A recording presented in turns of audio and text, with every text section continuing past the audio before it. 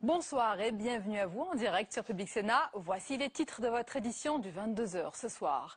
C'est son premier entretien télévisé depuis son entrée en fonction. Le président Hollande est longuement revenu ce soir sur les dossiers internationaux et notamment la Syrie. Il a également fait le point sur les sujets de politique intérieure, retraite, SMIC et emploi. François Hollande et son gouvernement sont très attendus sur tous ces chantiers, d'ores et déjà discutés tout au long de cette journée avec le Premier ministre Jean-Marc Ayrault qui a reçu syndicats et patronat. On fait le point ce soir sur l'ensemble de ces sujets avec les éditorialistes Serge Raffi du Nouvel Observateur, Philippe Bouliot du Figaro et Éric Bonnet de l'Institut de sondage BVA. Et puis cette question ce soir, est-ce le début du grand ménage dans la police? Le départ du préfet de Paris, Michel Gaudin, fait réagir la droite qui dénonce une chasse aux sorcières. Remercié par le ministre de l'Intérieur Manuel Valls, Michel Gaudin, en poste depuis 2007, n'a jamais caché sa proximité avec l'ancien président Sarkozy. Un vaste jeu de chaises musicales à la tête de la police semble avoir débuté. Différentes sources évoquent également le départ du prochain directeur central du renseignement intérieur, Bernard Squarcini, ainsi que du directeur général de la police nationale, Frédéric Pechnard. Et puis, elle a l'art des phrases qui fâchent. Provocation, gaffe, franc-parler ou mise en garde. Difficile de qualifier la sortie de la directrice générale du FMI sur la Grèce qui a provoqué un tollé d'Athènes à Paris. Une chose est sûre, depuis que Christine Lagarde a appelé les Grecs à payer tous leurs impôts, la presse s'intéresse de très près à son statut fiscal très particulier. Nous le verrons tout à l'heure dans le tour de l'info. Voilà pour le programme de votre 22h. Merci d'être en notre compagnie ce soir. Moins de 2 semaines après son investiture, le chef de l'État intervient pour la première fois à la télévision lors du journal de 20h sur France 2. Sur la forme, François Hollande a choisi de s'exprimer, non pas depuis l'Élysée, mais directement depuis le plateau de la chaîne publique France 2, sur le fond surtout. Il a fait le point sur sa longue séquence internationale et bien sûr, il a évoqué les différents chantiers sociaux, de la retraite en passant par le SMIC, sans oublier l'emploi et la croissance. On voit tout cela avec Joachim Robb. Séduire et convaincre. Pour sa première intervention au journal télévisé en tant que chef de l'État, François Hollande tient à montrer qu'il a pris la mesure de la fonction présidentielle. Ça fait quand même des mois que je m'étais présenté devant les Français, que je m'étais préparé à être leur président. Je le suis et je suis en action. Il n'y a pas eu de transition. Je ne suis pas un président en transition, je suis un président en action. Un président en action qui dresse un bilan positif de ses débuts internationaux, discussion sur la croissance avec ses partenaires et annonce du départ des troupes combattantes d'Afghanistan d'ici la fin de l'année. Un président aussi qui détaille quelques mesures. Ce que j'ai promis, je le tiendrai. Tout. Dans le calendrier tel qu'il est prévu. Je suis élu pour 5 ans. Vous m'interrogez sur le SMIC. Oui, il y aura un coup de pouce. Un volontarisme affiché et quelques arrière-pensées. François Hollande affirme ne pas s'impliquer dans la campagne pour les législatives, mais s'adresse aux électeurs. Je vais demander aux Français, je le fais devant vous, qu'ils fassent en sorte qu'il y ait une majorité pour le changement. Une majorité à l'Assemblée nationale. Pour le président de la République, tout se joue d'ici le 17 juin. Et l'un des sujets évoqués ce soir, c'est bien sûr, vous l'avez entendu, la situation syrienne. Tandis que plusieurs pays en Europe, comme la France ou l'Allemagne, coordonnent l'expulsion d'ambassadeurs syriens, le régime nie toute implication dans le massacre de Oula. À la sortie de son entretien tout à l'heure avec l'émissaire international Kofi Annan, Bachar al-Assad dénonce l'action de terroristes. Ce soir, les États-Unis appellent les Russes à laisser tomber leur indéfectible allié de Damas et l'idée d'une intervention militaire n'est plus taboue. François Hollande ne l'exclut pas ce soir si elle est bien sûr décidée par les Nations Unies. Les détails avec Mounir Soussi. Pour augmenter la pression sur Bachar el-Assad, François Hollande et David Cameron frappent du poing sur la table. Ce matin, Paris a annoncé l'expulsion de l'ambassadrice de Syrie en France. C'est une décision non pas unilatérale de la France, c'est une décision concertée avec nos partenaires. Une décision relayée dans la journée par Berlin, Rome, Madrid, Sydney qui ont aussi renvoyé les diplomates syriens. Ces expulsions en chaîne interviennent après le massacre d'Oula perpétré ce week-end. Dans cette ville du centre du pays, des miliciens pro-gouvernementaux sont soupçonnés d'avoir tué 108 personnes, dont une cinquantaine d'enfants.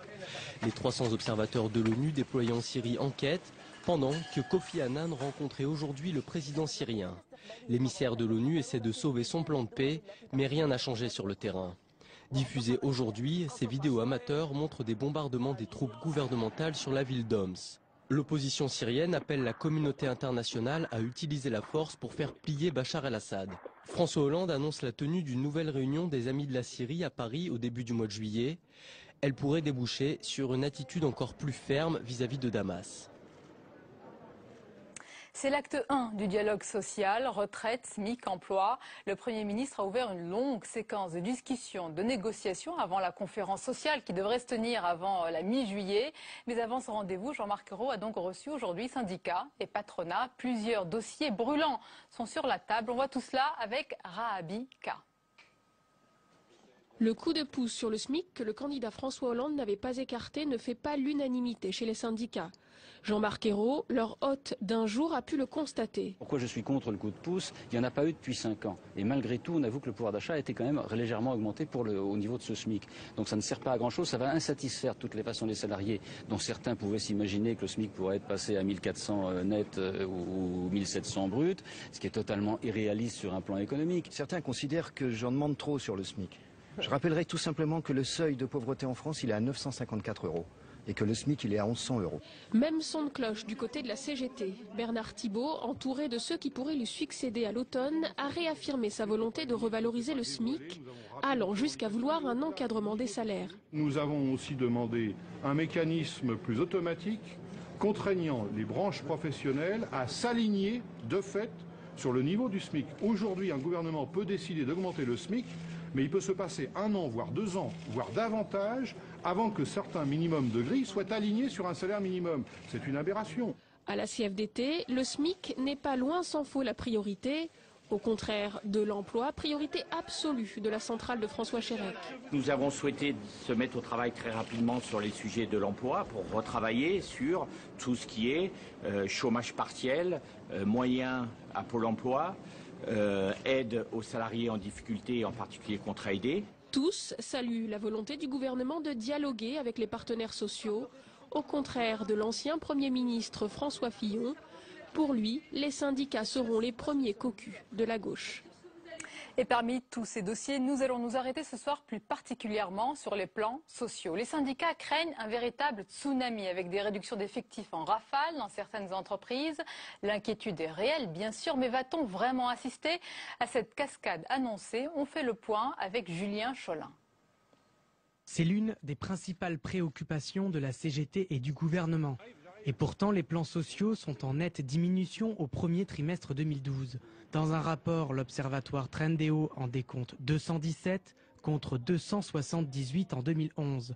Alors, pour la patronne du MEDEF, syndicats et gouvernements font fausse route. D'après les informations dont nous disposons, et nous nous fions surtout sur les données des ministères concernés, il n'y a pas, à l'heure où je vous parle, plus de plans sociaux qu'à la même époque l'année dernière. Au mois de mars, ce sont 11 600 salariés qui ont dû subir un licenciement économique. Ils étaient 47 000 en janvier 1996. Une tendance qui s'explique notamment par l'arrivée en 2008 d'un nouveau type de licenciement, la rupture conventionnelle. Une sortie négociée qui fait de plus en plus recette pour atteindre désormais 12% des ruptures de CDI. Mais pour les syndicats, une part importante de ces ruptures conventionnelles constitue des licenciements économiques déguisés. Autre explication, des plans de départ volontaires qui attirent un nombre croissant de salariés. Les syndicats rappellent cependant qu'un certain nombre de plans sociaux pourraient faire leur apparition après les législatives. Pour autant, ces inscriptions à Pôle emploi issues de plans sociaux ne constituent qu'une part réduite du taux de chômage. Il serait 6% selon les chiffres du ministère du Travail. Et pour analyser et débattre de tous ces sujets, nos invités ce soir, je vous les présente avec plaisir. Serge Raffi, bonsoir. Bienvenue à vous. Vous êtes rédacteur en chef du Nouvel Observateur. Avec nous également Philippe Gouliot, bonsoir. Bonsoir. Chef du service politique du Figaro. Et Éric Bonnet. Bonsoir Éric, directeur d'études opinion à l'Institut de sondage BVA. Messieurs, commençons à parler de l'interview de François Hollande sur France 2, première interview du chef de l'État. D'abord, sur la forme, c'est une évidence de le dire. Compte tenu de la situation, le président Hollande et son gouvernement n'ont pas connu d'état de grâce. Il a dit d'ailleurs ce soir qu'il a pris immédiatement les responsabilités de ses fonctions. C'est le cas, Philippe, avec un quinquennat qui démarre sur les chapeaux de roue? Oui, c'est le cas. Moi, je l'ai trouvé pas mauvais, je l'ai trouvé très habile.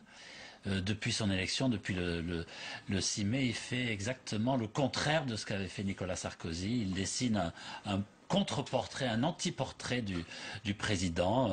Il l'a redit là qu'il serait un président normal, mais sans vouloir être médiocre ni banal.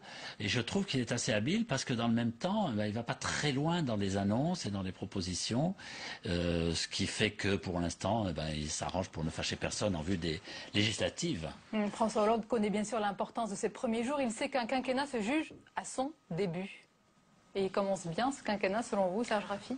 Oui, mais moi, ce que je remarque dans la posture de François Hollande, c'est plus une espèce de retour en arrière, au fond, à l'institution du président de la République traditionnelle. Quand on lui pose une question pointue, il dit que c'est pas à lui de répondre, que c'est au Premier ministre. Au fond, on revient dans la diarchie de la Ve République telle qu'on l'a connue, je dirais, avant Nicolas Sarkozy, qui avait effectivement fait voler en éclats un peu les grands classiques. Et lui, il revient finalement dans les chaussures quelque part de Pompidou, avec cette espèce de bonhomie tranquille, etc. Il a ce ton comme ça. Alors justement, là, il ne fait pas dans l'officiel, dans la célébration non plus de la monarchie républicaine. Il est, c'est vrai, dans la simplicité, mais au fond, c'est une posture qui est très pratique, parce que aujourd'hui, c'est difficile de faire autrement, puisque les Français sont tous dans la sobriété, puisque la sobriété, derrière le mot sobriété, il y a presque le mot austérité qui pointe le bout de son nez. Et au fond, tout ce qu'il nous donne comme signe depuis le début de son quinquennat, ce sont des signes qui disent « préparez-vous à l'austérité parce qu'on n'y échappera pas ». Alors les signes, il y en a eu. Il a baissé son salaire, celui de son gouvernement, voyagé en train, allégé la sécurité, donné des interviews, non pas depuis l'Élysée, mais on l'a vu depuis les plateaux de télévision. Laisser, semble-t-il, pour l'instant, le gouvernement gouverner. Éric Bonnet, comment cette pratique du pouvoir est-elle perçue pour le moment par les Français? Mais ce qui est intéressant, c'est qu'il est populaire. On a plus de 60% des Français qui nous disent avoir une bonne opinion de François Hollande. Il y en a même 65% qui ont une bonne opinion de Jean-Marc Ayrault. Mais en même temps, cette bonne opinion ne s'accompagne pas d'une espérance démesurée. L'espérance est plutôt plus faible qu'à l'ordinaire. Lorsqu'on leur demande est-ce que vous pensez que François Hollande va améliorer la situation du chômage, de la crise, du pouvoir d'achat, etc., ils sont moins de 50% à nous répondre oui. Alors qu'à la même question en 2007, ils étaient plus de 60% à répondre oui lorsqu'on leur parlait de Nicolas. Français qu'il fallait réenchanter, on n'en est plus là. Mais il a bien expliqué durant sa campagne qu'il ne pourrait pas tout faire, et donc du coup l'espérance est plus modeste, ce qui est plutôt un atout pour lui, parce que plus l'espérance est modeste, moins la déception sera forte. Et donc du coup c'est une position assez confortable de popularité sans espérance. Oui, ce qui est frappant aussi, c'est que c'est la fin de l'hyperprésidence. Et donc, il s'exposera moins. On retrouve, comme vient de le dire Serge, cette diarchie avec finalement le côté très pratique d'avoir en dessous de soi un Premier ministre qui pourra servir de fusible. Et là, on l'a bien vu, c'est le Premier ministre qui reçoit les partenaires sociaux avec tout ce que ça peut comporter de difficultés, évidemment, puisqu'il faut relancer le dialogue social. Donc, c'est lui qui prendra les coups. Et puis, le président qui vient le soir à la télévision pour essayer de récupérer, de tirer les marrons du feu, quoi. Oui. C'est assez habile, je trouve, oui, effectivement. Habile, c'est un président au-dessus de la mêlée qu'on a vu ce soir, qui ne se dit pas impliqué directement dans les législatives, mais qui a donné le ton. Il nous faut une majorité claire, solide et cohérente. Absolument. Le cap est fixé. Oui. Bah, ils n'ont pas le choix, de toute manière. Il faut absolument qu'ils aient une majorité à l'Assemblée. La situation politique et économique va être tellement difficile, et il le sait d'ailleurs depuis longtemps, depuis plusieurs années déjà, il le sait puisqu'il s'est préparé depuis très longtemps. Elle va être tellement difficile que pour lui c'est un impératif qu'il ait une majorité suffisamment large pour qu'il n'ait pas à s'appuyer ni sur les écologistes ni sur le front de gauche, qui sinon ce sera un vrai casse-tête pour lui. Éric Bonnet, les sondages sont-ils favorables à cette gauche qui arriverait en tête lors des législatives? Alors, ils sont favorables à la gauche, pour le moment elle est majoritaire. On est dans une situation dans les sondages un petit peu comparable à celle de 1997, c'est-à-dire qu'on a l'ensemble des forces de gauche qui font 46,5, en 97 c'était 47, on a un Front National à 15%, comme en 97, sachant toutefois qu'en 97 il y avait une forte participation, parce que c'était une législative en milieu de mandat, et donc il était plus facile pour le Front Front National de se maintenir. Là, ce sera plus difficile parce que l'abstention sera certainement plus forte, autour de 40%.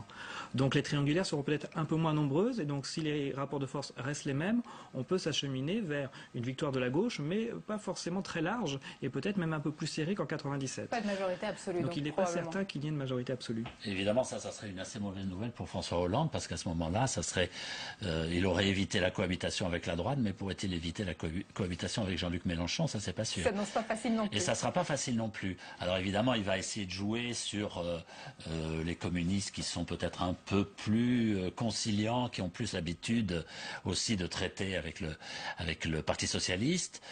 Mais s'il a un Jean-Luc Mélenchon très fort, éventuellement vainqueur à Hénin-Beaumont lui-même, s'il a des écologistes aussi ayant un groupe et avec leur indiscipline qu'on connaît bien et qui fait parfois leur charme, mais leur indocilité, ça risque d'être assez compliqué pour le président. Messieurs, rentrons dans le vif des différents sujets abordés ce soir par le président. On va commencer par l'international. François Hollande a donc évoqué la Syrie ce soir après le massacre de Houla. Et pour la première fois, de manière explicite, il n'exclut pas une intervention armée décidée à l'ONU. Bien sûr, on va l'écouter sur ce sujet. J'entendais Bernard-Henri Lévy évoquer une intervention armée. Elle n'est pas exclue, à condition qu'elle se fasse dans le respect du droit international, c'est-à-dire par une délibération du Conseil de sécurité. Philippe Gouliot, la donne a changé ce soir, le ton est clairement monté après l'expulsion des ambassadeurs, c'est l'intervention armée. Oui, c'est d'ailleurs intéressant cette décision d'expulser l'ambassadrice, enfin on tape du poing sur la table, enfin. Puis il a bien dit aussi qu'il allait s'employer à convaincre Poutine qu'il voit vendredi pour essayer de lever cet obstacle, puisque ce sont les Russes et les Chinois qui s'opposent à toute action ferme, à toute décision forte. Mais là, il va avoir une sacrée partie à mener face à Poutine, parce que Poutine, c'est pas un temps. La Russie, bien sûr. Ce qui est intéressant, c'est qu'il fait preuve de fermeté avec énormément de bonhomie. C'est-à-dire que là, on découvre un peu le personnage de Hollande qu'on ne connaît pas, c'est-à-dire quelqu'un qui, sous un masque de jovialité, est capable de prendre des décisions assez dures. Biographie que vous lui avez accordée, absolument, on le rappelle, intitulée Le Président. Voilà, qui vient de sortir il y a quelques jours.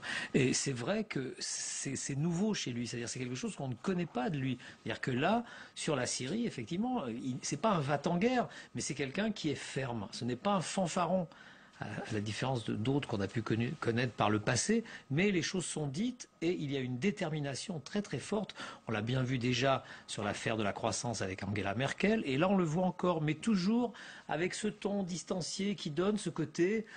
effectivement, on se dit, mais est-ce qu'il le pense vraiment? Mais oui, il le pense vraiment. C'est quelqu'un de très ferme. Justement, Éric Bonnet, est-ce que les Français, à travers vos sondages, vos enquêtes, perçoivent cet aspect, ce portrait de François Hollande tel qu'il est aujourd'hui? Oui, ce qu'il cherche à montrer, c'est qu'il y avait un doute dans l'opinion sur sa capacité à avoir un certain charisme et une certaine fermeté, notamment particulièrement sur la scène internationale et européenne. Et justement, il s'emploie à les rassurer, il les rassure, et donc il les surprend agréablement. Ça rappelle un peu le débat. Tout le monde expliquait que dans le débat, il allait forcément être moins bon que Nicolas Sarkozy, et donc du coup il surprend d'autant plus agréablement les Français qu'il est un peu sous-estimé, ce qui est fréquent chez lui, on l'a souvent sous-estimé.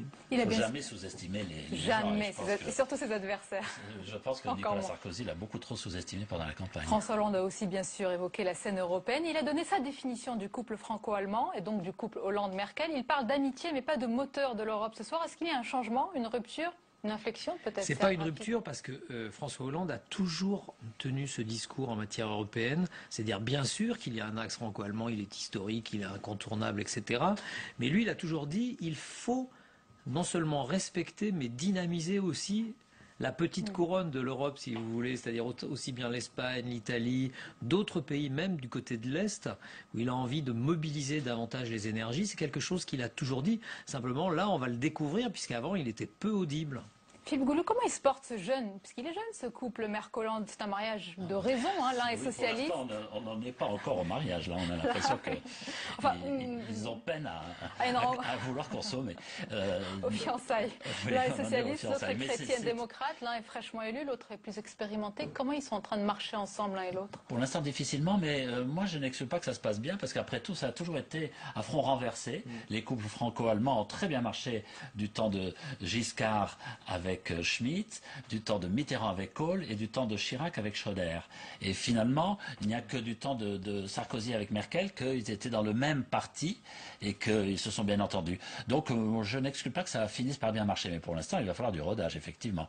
Et alors on voit bien aussi que Bernard Cazeneuve, le nouveau ministre des Affaires européennes, disait l'autre jour que lui il voulait aller aussi dans les petits pays, dans les pays baltes notamment, voir tous ces pays qu'on a tendance à oublier. Et ça va dans le sens de ce que vous disiez tout à l'heure. C'est vrai que c'est intéressant cette volonté d'associer les autres, de ne pas s'en tenir uniquement à ce couple franco-allemand qui est indispensable, mais qu'il faut peut-être aussi très important parfois, aussi pour les Allemands et pour les Français. Il reste un moteur, c'est une amitié fondamentale, compte tenu de l'histoire aussi. Les Français y sont attachés. Cela étant, montrer une petite tension avant les législatives, c'est pas forcément mauvais électoralement parce que ça fait écho justement à sa campagne et ça conforte les Français dans l'idée qu'il respectera ses promesses, puisque dans ses promesses, il y avait quand même un changement d'axe de politique à l'égard de l'Allemagne. Quitte ensuite à faire un compromis une fois les élections passées, ce sera peut-être plus facile. Et Mme Merkel sait très bien tout ça. Elle est parfaitement consciente du calendrier électoral français. Et quand on parle Europe maintenant, on parle croissance. Les mesures de croissance semblent faire l'unanimité. Mais lorsque l'Allemagne dit qu'il faut pour cela des réformes structurelles, François Hollande semble dire autre chose. On l'écoute également ce soir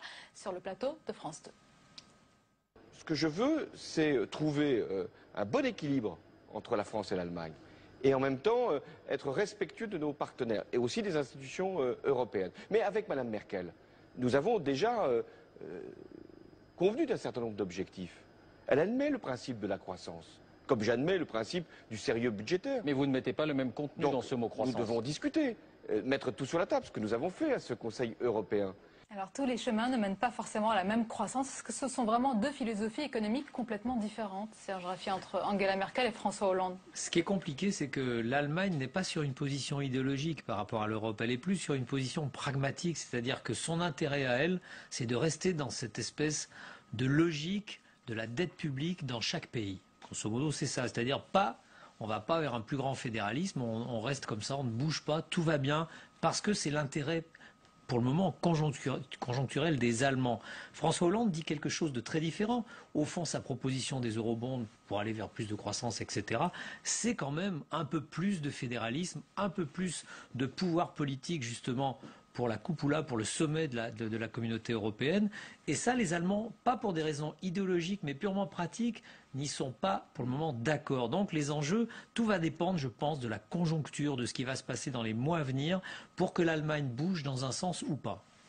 C'est à voir. Alors messieurs, nous allons parler aussi des dossiers sociaux, de politique intérieure. François Hollande est d'abord revenu sur le changement de méthode sur ces rencontres aujourd'hui organisées par le Premier ministre et les syndicats et patronats. Philippe Goulou, ça veut dire qu'avant, il n'y avait pas de dialogue social? Si, il y avait un dialogue social, mais c'est vrai que c'était pas tout à fait la même chose. Et dans les derniers temps, ça s'était pas mal grippé, au point que Bernard Thibault avait appelé à voter pour François Hollande contre Nicolas Sarkozy. Donc là, il fallait vraiment rétablir le lien avec les syndicats. Il fallait voir tout le monde. D'ailleurs, il y aura une deuxième série le 30 et le 31. Il verra mardi prochain, tout à fait. La FSU, l'UNSA, enfin ceux qui n'ont pas vu. Donc voilà, il fallait partir du bon pied, je dirais, pendant ce quinquennat, et poser toutes les questions, mettre toutes les questions sur la table, et ensuite on verra bien ce qui en sortira, parce qu'ils ne sont pas arrivés tous avec les mêmes propositions. La méthode est saluée par les partenaires sociaux qui ont délivré un satisfecit au gouvernement. Éric Bonnet, c'est une méthode consensuelle. Consulter tout le monde, écouter tout le monde. Après, trancher. Et puis qui vise à contraster effectivement avec son prédécesseur. Il y avait un très fort anti-sarkozysme, notamment dans la forme. Et donc il cherche vraiment à incarner le contraire de ce qu'était Nicolas Sarkozy, c'est-à-dire l'homme du rassemblement et pas de la division, l'homme du compromis, l'homme des syndicats, et non pas l'homme qui impose un peu ses décisions pour aller le plus vite possible. Serge Raffi, oui, mais lors de cette grande conférence sociale avant la mi-juillet, il faudra trancher. Pour le moment, on est dans un on est dans un effet de vitrine, premièrement. Deuxièmement, rappelez-vous, Nicolas Sarkozy, au début de son quinquennat, c'était le grand amour avec Bernard Thibault. Donc, la politique, ça change beaucoup en fonction de l'époque. Je pense que Sarkozy, c'est vrai, est parti dans une posture de petit caudillo qui voulait supprimer les corps intermédiaires, etc., pour au fond flatter l'électorat du Front National. Ça n'a pas marché, mais c'était sa logique. Mais au début de son quinquennat, il était lui aussi pour la concertation. Il y a eu des grands sommets sociaux. Donc Sarkozy, c'est pas seulement le méchant excité donc qu'on voit dans les derniers mois de son quinquennat. Le grand problème de François Hollande, c'est évidemment, c'est bien beau de décréter la croissance, mais la croissance, il faut d'abord qu'il y ait du pouvoir d'achat pour qu'elle existe, et pour qu'il y ait du pouvoir d'achat, il faut qu'il y ait de l'activité économique, il faut qu'il y ait des marchés, pour qu'il y ait des marchés, il faut qu'il y ait des investissements, pour qu'il y ait des investissements, il faut qu'il y ait une dette publique plus faible, etc. Donc il va se heurter au même problème. La grande question, c'est ce fameux coup de pouce au SMIC. Quelle est la grosseur du pouce? On ne le sait pas. On va écouter François Hollande, cette annonce, ou plutôt cette confirmation du chef de l'État sur un coup de pouce au SMIC. On l'écoute sur ce sujet, également sur le plateau de France 2 ce soir. Vous m'interrogez sur le SMIC. Oui, il y aura un coup de pouce. Significatif? Il devra rattraper ce qui n'a pas été accordé cette dernière année. Il devra aussi veiller à ce que ça ne déstabilise pas les entreprises. Pour qu'on ait une idée, ça peut être 2%. Non, mais si 4, je vous disais 6... la réponse, je ne serais pas dans la démarche que j'ai souhaitée, celle de la concertation et de la discussion. Mais vous voyez bien, le chemin d'équilibre, c'est de permettre à des salariés qui sont payés au SMIC, qui n'ont pas été revalorisés en termes de pouvoir d'achat depuis 5 ans, d'avoir un coup de pouce, et en même temps de ne rien faire qui puisse déséquilibrer notamment les petites et moyennes entreprises qui sont aujourd'hui dans une difficulté notamment de compétitivité. Philippe Gouliou, coup de pouce au SMIC, mais de quelle amplitude? Toute la question est là. Et là, il ne le dit pas, effectivement. Donc, mais quand il dit sans déstabiliser les entreprises, ça veut dire que ce ne sera pas un gros coup de pouce. On ne va pas du tout vers les 1700 € réclamés par la CGT ou le Fonds de gauche. Pas du tout. On sera sans doute dans quelque chose d'équilibré. Parce que ce qui m'a frappé aussi dans cette émission, c'est qu'il a employé plusieurs fois le mot d'équilibre. Et il recherche toujours cet équilibre. Et là, effectivement, ne déstabilisons pas les entreprises. Bon, ça peut faire plaisir à la CGPME et évidemment à Laurence Parisot. Ça risque de faire moins plaisir à la CGT tout de même. Éric Bonnet, c'est un dossier très attendu, ça, par les Français, évidemment. Oui, l'équilibre en termes d'opinion, c'est ne pas trop décevoir son aile gauche et ne pas trop effrayer son aile la plus centriste. C'est toute la difficulté est là pour lui. Et il a tout intérêt, effectivement, à attendre que les élections soient passées pour donner finalement son arbitrage qui, forcément, décevra les uns, soit inquiétera les autres. Il attend les élections, c'est habile. En guise de conclusion, François Hollande a prévenu qu'il tiendrait toutes ses promesses, tout en respectant, dit-il, l'objectif de réduction des déficits. C'est faisable, tout cela? C'est très difficile de répondre à cette question parce que ça dépend de la conjoncture économique, ça dépend effectivement de la croissance. Là, on le voit quand même qu'elle est totalement en berne, que la situation autour de nous est quand même pas très bonne. La grande question pour lui, c'est l'emploi, parce que les sondeurs le savent, le souci majeur des Français, c'est l'emploi. Donc s'il ne résout pas cette question-là, c'est-à-dire qu'il réduit, non pas faire monter les emplois, mais au moins arrêter la baisse tendancielle des emplois, la courbe est gravement atteinte et on va avoir des drames là dans les semaines qui viennent. Donc il faut impérativement que cette fameuse relance industrielle de la productivité, de la compétitivité, ça soit pas simplement un effet d'annonce, une opération électorale, mais que ça soit dans les faits. Philippe? En même temps, on a vu, par exemple, avant l'élection, tout le monde disait va y avoir une crise de l'euro, ça va être tragique, il va pas s'en sortir. Et finalement, voilà, ça se passe pas trop mal de ce point de vue-là. Je dis pas que les choses soient réglées. Donc, en politique, il y a quand même une notion qui est très importante, c'est la chance. Pour l'instant, je trouve qu'il en a pas mal. Il y en a pas mal. Pour terminer, Éric Bonnet, il y a la chance, il y a aussi le capital de sympathie que vous avez évoqué de François Hollande. Il y a aussi le capital de crédibilité par rapport à toutes ces promesses. Il est crédité d'un bon score? Pour le moment, oui, mais je vous disais, ils lui font confiance, ils pensent qu'il respectera ses promesses, et en même temps, ils ont conscience, ils se disent, de toute façon, il ne nous a pas promis le grand soir, et donc ils ne seront pas déçus de ne pas voir le grand soir arriver. Le mot de la fin. Ce qui est amusant, ce qui m'a amusé à la fin de l'interview, c'est que David Pujadas a annoncé qui serait la personne chargée de répondre demain à François Hollande. Et c'est François Fillon. Vous voyez un signe à tout cela? De nature à plaire à Jean-François Copé. Merci beaucoup, messieurs. Merci d'être venus ce soir. La suite du 22h, cette question, peut-être pourriez-vous y répondre. Qui demain pour diriger le Parti socialiste, selon vous? En tous les cas, la succession de Martine Aubry est ouverte. Elle partira, peut-être elle-même. Elle a dit qu'elle partirait normalement en octobre, si le PS est en ordre. Sa succession est donc lancée après la candidature confirmée d'Arlène Désir. Mais vous allez le voir, il ne sera pas le seul. Les détails avec Elisa Bertholomé. Ils sont maintenant 4 sur la ligne de départ. 4 prétendants à se positionner pour le titre de premier secrétaire du Parti socialiste. Harlem Désir et Jean-Christophe Cambadélis se sont lancés les premiers. Mais depuis dimanche, 2 autres noms sont cités, les sénateurs Gaëtan Gors et François Rebsamen. Officiellement, pas question de faire acte de candidature. Le parti tout entier et les prétendants font des législatives leur priorité. Il est trop tôt pour moi, je vous l'ai dit, j'y réfléchis sérieusement. Maintenant, on tranchera toutes ces questions une fois législative passée, une fois que le président de la République aura une majorité pour gouverner. Voilà. Un président qui avait déclaré ne pas vouloir s'immiscer dans les affaires du PS. Or, selon le journal du dimanche, François Hollande soutiendrait la candidature de son ami François Rebsamen. Un sujet esquivé par le principal intéressé. C'est pas la question, là. La présidence du groupe, là, vous voyez. Mais déjà, ce possible soutien de François Hollande fait réagir les futurs concurrents du président des sénateurs socialistes. Je ne crois pas qu'il y aura un candidat du président de la République qui n'a pas souhaité entrer dans ce type de relation avec le Parti socialiste, qui respectera les choix des militants socialistes. Moi, je m'entends très bien avec François Rebsamen, comme d'ailleurs avec Jean-Christophe Cambadélis ou Gaëtan Gors. Et aujourd'hui, nous faisons tous ensemble la campagne pour les élections législatives. Une unité affichée dans la droite ligne de celle souhaitée par Martine Aubry. La première secrétaire a dit qu'elle quittera son poste si et seulement si toutes les conditions sont réunies. Et nous arrivons à la dernière page de ce 22h avec à présent tout ce qui vous a échappé dans le reste de l'actualité. Regardez, c'est le tour de l'info. Il est préparé, concocté par Cécile Sixou.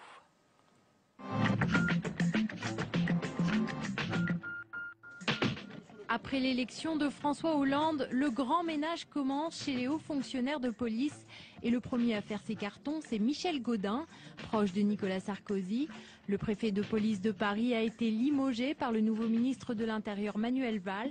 On attend également le départ des patrons de la police et du renseignement, Frédéric Pechnard et Bernard Squarcini. À droite, des voix s'élèvent déjà pour dénoncer une chasse aux sorcières. Combler le vide juridique sur le harcèlement sexuel et au plus vite, voilà l'objectif du groupe de travail qui s'est ouvert aujourd'hui au Sénat. Le Conseil constitutionnel nous dit, voilà, le harcèlement sexuel n'est pas défini. Donc le définir très précisément, qu'est-ce que c'est que le harcèlement? Où commence le harcèlement? Une nouvelle loi verra bientôt le jour. Les propositions sont nombreuses au Palais du Luxembourg. 4 sont déjà sur la table, mais le gouvernement pourrait aussi décider de rédiger son propre projet. Jean-Marc Ayrault arbitrera cette question demain. La terre a encore tremblé en Italie. Ce matin, des secousses de magnitude 5,6 ont frappé le nord-est du pays. Au total, 15 personnes sont mortes et 200 blessées.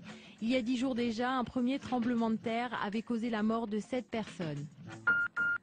L'économie espagnole dans la tourmente, la chute de son système bancaire et l'endettement de ses régions pourraient bien plonger le pays dans la déroute.